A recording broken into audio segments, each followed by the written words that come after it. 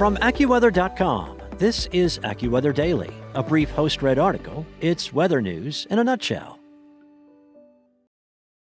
Well, we've been talking about wildfires the past couple of days here on AccuWeather Daily, and it's once again in the news as explosive wildfire activity in Georgia and across the southeast has destroyed dozens of homes and sent people fleeing as drought conditions show no signs of improving anytime soon in that area.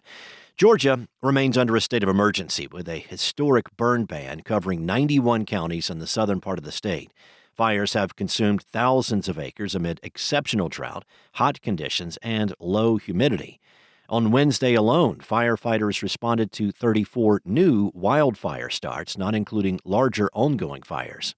The Pineland Road fire in Eccles County has burned nearly 30,000 acres and was 10% contained as of Wednesday evening.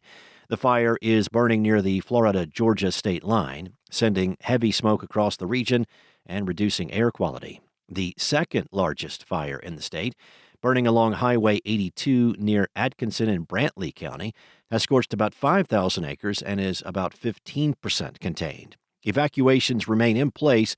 Roads are closed around the fire, including Highways 110 and 82, and at least 54 structures have been destroyed. Due to the wildfire smoke in Georgia and northern Florida, health officials in Georgia and South Carolina have issued a code orange air quality alert on Thursday for areas in southeastern Georgia and the low country of South Carolina, including Atlanta and Charleston. Under code orange conditions, the outdoor air quality is likely to be unhealthy for some people. Children, people who are sensitive to ozone, and people with heart or lung disease should limit prolonged outdoor exertion during the late afternoon or early evening hours when ozone concentrations are the highest. And as talked about yesterday with the AccuWeather wildfire forecast for this season, forecasters are warning of a prolonged and dangerous wildfire season with between 65,000 to 80,000 fires and 5.5 million to about 8 million acres burned across the U.S. this year. In the southeast, summer thunderstorm activity and tropical moisture will help reduce wildfire risk. But heading into May, no significant rain is forecast. All of the southeast is under some level of drought, with worsening conditions over the last week. AccuWeather's Brandon Buckingham said there is little rain in the forecast across many of the areas where fires are burning. Fire risk in the southeast will remain elevated until meaningful rainfall returns. A severe weather outbreak unleashed at least 80 tornadoes in a single day last Friday, stretching from Oklahoma to Michigan and leaving a trail of damage across the Midwest. The National Weather Service has confirmed 80 tornadoes from Friday's severe weather outbreak that AccuWeather streamed live on YouTube. The twister count tracks a span of 650 miles across the central U.S. Storm survey teams have spent days combing through debris, mapping paths, and determining the strength of each tornado after the outbreak last Friday. The strongest tornadoes from the outbreak were both in Wisconsin, one in Ringgold and then one in the southwest part of the state near the town of Cream. Both were rated EF3. Another damaging EF2 tornado with 130-mile-per-hour winds caused significant damage in Lena, Illinois.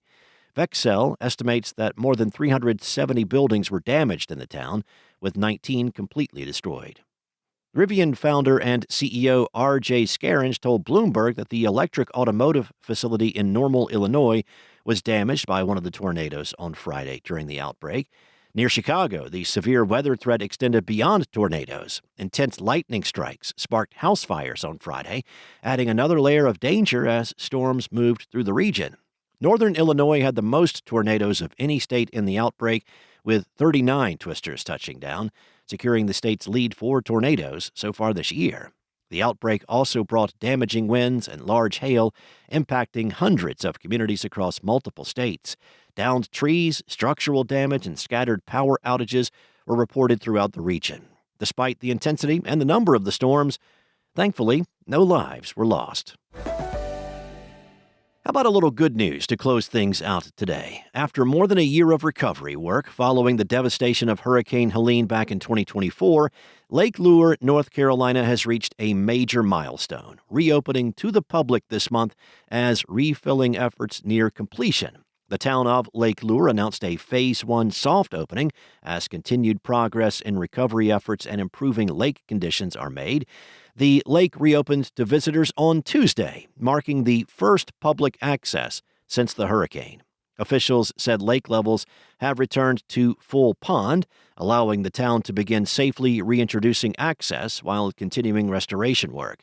The phased reopening will also allow crews to confirm that safety measures, operations, and access points are functioning as intended under full pond conditions.